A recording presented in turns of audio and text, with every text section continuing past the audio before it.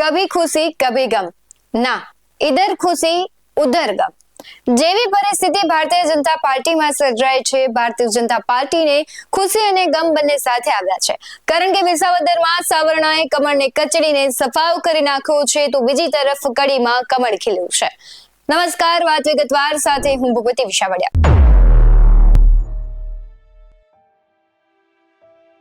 આજે વાત કરવી છે વિસાવદર અને કડીની, કારણ કે આજે જે પેટા ચૂંટણીઓ છે તેનું આજે પરિણામ આવ્યું છે।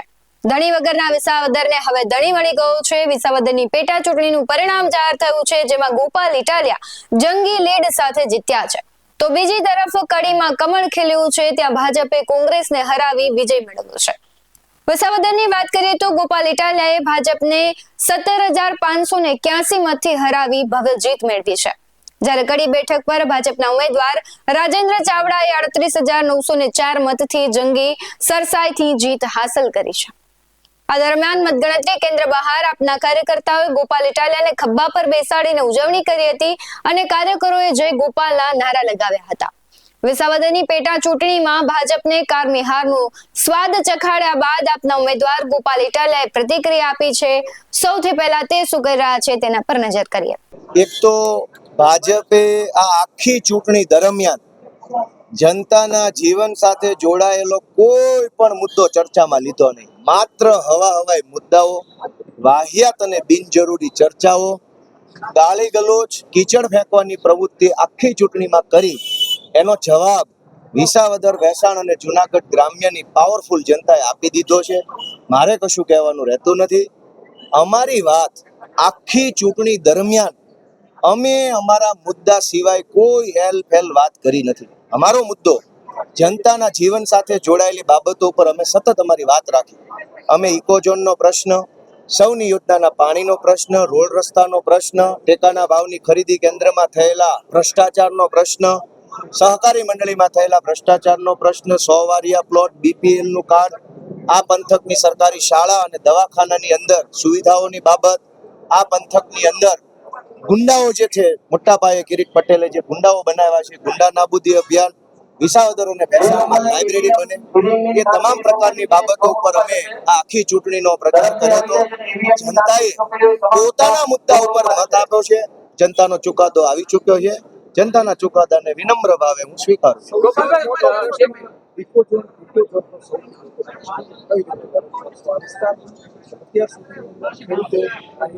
ઇકોઝોન જે છે એ ખેડૂતોને બરબાદ કરવા માટે અને ભાજપના મળતિયાઓને આબાદ કરવા માટે લાવવામાં આવેલ એક કાળો કાયદો છે। અમારા આમ આદમી પાર્ટીના માનનીય પ્રવીણભાઈ રામ 2015 થી આ ઇકોઝોનના મુદ્દે લડાઈ લડતા હતા। આજે એમણે લડેલી લડાઈનું પરિણામ મળ્યું છે। આવનારા દિવસોમાં પ્રવીણભાઈ રામની આગેવાનીમાં ધારાસભ્ય તરીકે હું સાથે રહી અને આ પંથકની જનતાને સાથે રાખીને કોઈ પણ સંજોગોમાં ઇકોઝોન લાગુ થવા દેવામાં ન આવે એની પૂરી તાકાતથી લડાઈ લડીશું। જનતા આજથી જ, હમણાં હું વડાલ જાઉં છું, પછી હું ભેસાણ જાઉં છું, પછી હું વિસાવદર જાઉં છું। આજથી જ મારું જનસંપર્ક અહીંથી ઊભો થઈને મારો જનસંપર્ક ચાલુ। ભાજપ એમ કહેતી હતી કે કેન્દ્રથી લઈને કોર્પોરેશન સુધી ભાજપની સરકાર છે, તો જો તમે ભાજપને મત આપશો તો વિસાવદરનો વિકાસ ઝડપી થશે, એટલે કે ડબલ એન્જિનની સરકાર બનશે। તેના આપ શું જવાબ આપશો?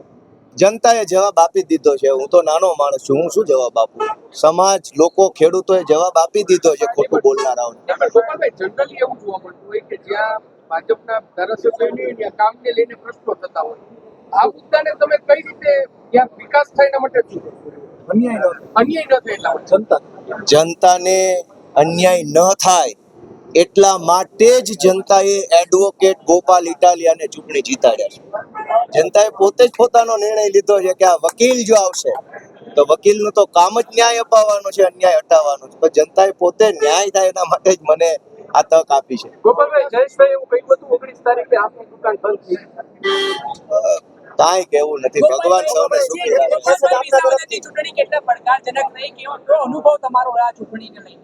આ ચૂંટણીમાં એક તરફ કૌરવો જેવી વિશાળ સેના, જેમાં અક્ષોહિણી સેના, એક તરફ ગુંડાઓ, બુટલેગરો, માફિયાઓ, પોલીસના કેટલાક કિરીટ પટેલના ગુલામ અધિકારીઓ, કેટલાક બીજા ગુલામ અધિકારીઓ, માથાભારે માણસો, ભાજપનું આખું સંગઠન, ભાજપના કાઠિયાવાડના તમામ ધારાસભ્યો, ભાજપના સૌ સાંસદ સભ્યો, કેબિનેટ મંત્રીઓ, મુખ્યમંત્રી, પ્રદેશ પ્રમુખ, સહકારી બેંકના કેટલાક કર્મચારીઓ, ડેરીના કેટલાક માણસો, એક તરફ આખા ગુજરાતની અનૈતિક શક્તિઓ કામે લાગી. એક તરફ ખેડૂતો, ખેતમજૂરો, રત્ન કલાકારો, માલધારીઓ, નાના માણસનું આત્મબળ એક તરફ કામે લાગ્યું અને એક તરફ એમનો અહંકાર કામમાં લાગ્યો. અહંકારની સામે આમ જનતાના આત્મબળની લડાઈ થઈ અને એમાં આમ જનતાનું આત્મબળ સંકલ્પ જીત્યો. એ વાતનો પોલીસ, નાના કર્મચારીઓ બધાએ ન્યાયનું કામ કર્યું, નીતિનું કામ કર્યું, ભારતના સંવિધાનના રક્ષણ કરવાનું કામ કર્યું. એ બદલ તમામ સરકારી કર્મચારીઓનું બે હાથ જોડીને આભાર વ્યક્ત કરું છું. આ ચૂંટણીની અંદર મીડિયા કર્મચારીઓએ પણ દિવસ રાત, ભૂખ ઉજાગરા બધું જ બેઠીને પણ આ ચૂંટણીને ગુજરાતના ઘર ઘર સુધી અપડેટ પહોંચાડવાનું કામ મીડિયા મિત્રોએ કર્યું છે. એમનો પણ હું બે હાથ જોડીને આભાર વ્યક્ત કરું છું. સાથીઓ, આ ચૂંટણી છે એ એક માઇલસ્ટોન ચૂંટણી છે. આ ચૂંટણીની અંદર ભાજપે પોતાની તમામ તાકાત લગાવી દીધી, પણ આજે આખા ગુજરાત સમક્ષ એક નવું ઉદાહરણ આવ્યું છે કે સત્તાની તાકાત મોટી તાકાત નથી, પૈસાની તાકાત મોટી તાકાત નથી, દારૂની તાકાત મોટી તાકાત નથી, ગુંડાઓની તાકાત મોટી તાકાત નથી, સરકારી તંત્રની તાકાત મોટી તાકાત નથી, પણ એક આમ જનતાએ મનમાં ગાંઠ વાળી અને મુઠ્ઠી ભીંચીને લીધેલા સંકલ્પની તાકાત એ આ દેશની સૌથી મોટી તાકાત છે. આજે વિસાવદરની બળુકી ધરતીએ સાબિત કરી બતાવ્યું છે. જનતા જો સંકલ્પ લેશે તો ભાજપના ભ્રષ્ટાચારના મૂળિયા ઉખડી જવામાં એક સેકન્ડનો ટાઈમ નહીં લાગે. દોસ્તો, જેમ વિસાવદર, ભેસાણ અને જુનાગઢ ગ્રામ્યની જનતાએ સંકલ્પ લીધો, મુઠ્ઠી ભીંચી પોતાના મનોબળને મજબૂત કરીને આ મેદાનની અંદર મતદાન કર્યું, એવી જ રીતે આખા ગુજરાતની જનતા સંકલ્પ લે એવી હું સૌને વિનંતી કરું છું. મિત્રો, આ પંથકમાં મેં જે કાંઈ પણ લોકોને મારા મનનો સંકલ્પ કીધો છે એના ઉપર હું આવતીકાલથી જ કામે લાગવાનો છું. આ પંથકની મુખ્ય સમસ્યા ઇકોઝોન બાબતે ગોપાલ ઇટાલિયા એક ઇંચ પાછું પગલું નહીં ભરે.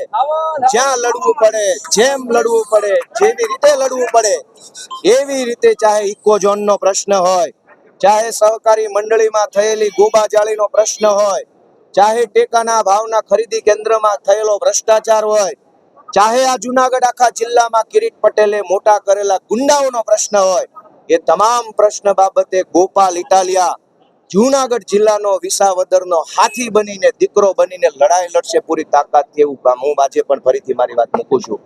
મિત્રો, મારે એક છેલ્લી વિનંતી ગુજરાતભરના સરકારી કર્મચારીઓ અને સમાજનું સારું ઈચ્છતા એક્ટિવિસ્ટ માનસિકતાના સમાજના કર્મશીલ વ્યક્તિઓને વિનંતી કરવી છે કે જાગો, આત્મા જગાડો, પોતાની જાતને જગાડો, ગુલામી વગાડો. ગુજરાતભરના સરકારી કર્મચારીઓને વિનંતી છે કે જે સરકારી કર્મચારી સારું કામ કરવા માંગે છે, સંવિધાનનું કામ કરવા માંગે છે, ભારત દેશ માટે કામ કરવા માંગે છે. લાંબા સમયથી ભાજપના ધારાસભ્યને સત્તા મળી નથી. ભાજપ છેલ્લા 18 વર્ષથી આ બેઠક જીતવા માટે એડી ચોટીનું જોર લગાવી રહ્યા છે, પણ આ બેઠક આમ આદમી પાર્ટીના ઉમેદવારે જીતી લીધી છે. આ વખતે પણ ભાજપ છે તે બાજી નથી મારી રહ્યું. તમે વિસાવદરના રાજકીય ઇતિહાસની વાત કરો તો કેશુબાપા પછી એક પણ ભારતીય જનતા પાર્ટી એક પણ વખત જીતી નથી. આ વખતે પણ આમ આદમી પાર્ટી જીતી છે. એની પહેલા પણ જ્યારે ચૂંટણી યોજાઈ ત્યારે આમ આદમી પાર્ટી જીતી હતી, પરંતુ આમ આદમી પાર્ટીમાંથી ચૂંટાઈને વિસાવદરની જે જનતા છે તેનો વિશ્વાસ છે ભૂપત ભાયાણીએ તોડ્યો હતો. એની પહેલા પણ એવું થયું. એટલે આ વખતની જે ચૂંટણી હતી ખૂબ રસપ્રદ રહી, કારણ કે ગોપાલ ઇટાલિયા છે, આપણે કહેવાય કે છેલ્લા કેટલાય સમયથી વિસાવદરમાં ખેડૂતોને મળી રહ્યા હતા અને તેનું જ આ પરિણામ છે.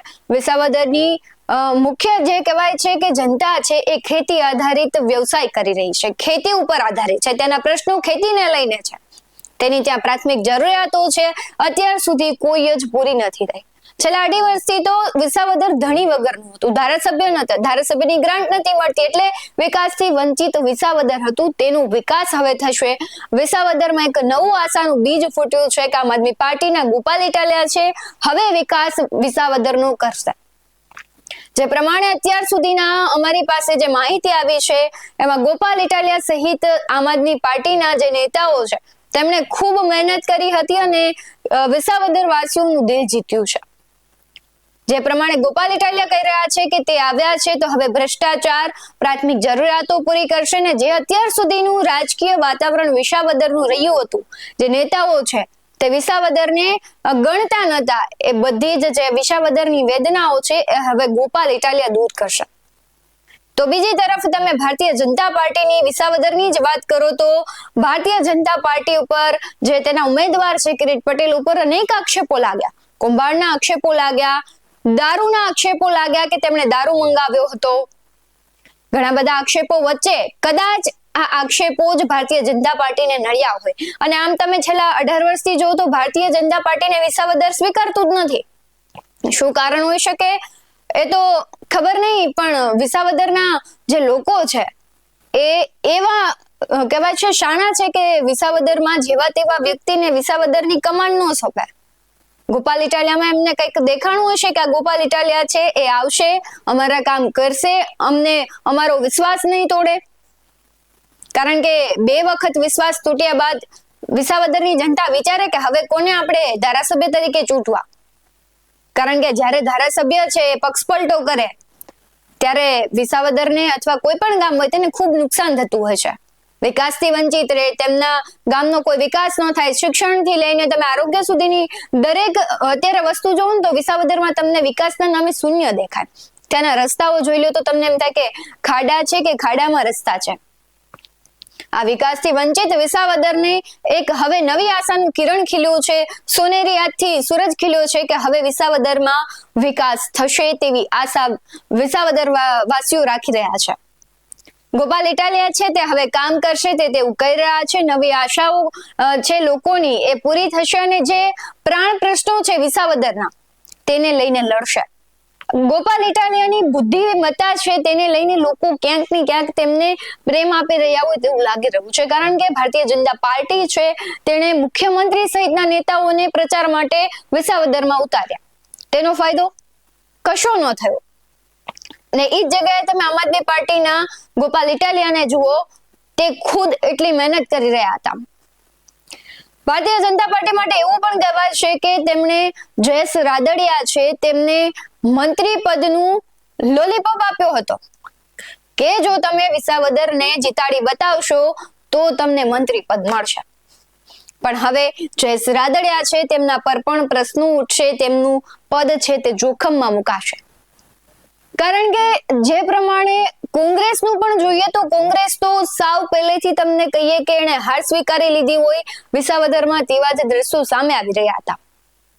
જો વિસાવદરમાં કોંગ્રેસે આમ આદમી પાર્ટી સાથે ગઠબંધન કર્યું હોત તો તેને ખૂબ મોટો ફાયદો થાત.